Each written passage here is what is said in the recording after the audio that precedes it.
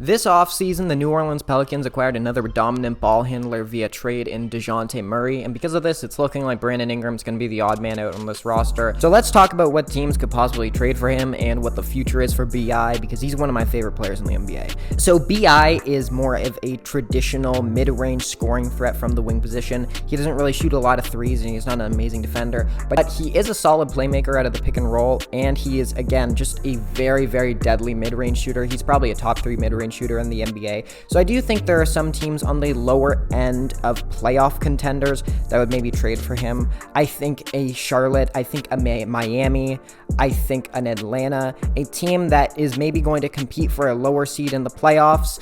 In the example of Atlanta, a team that has no incentive to tank this year because they don't own their pick, just a guy who can give you a secondary shot creating option, a guy who can run the pick and roll well, and he's fairly young.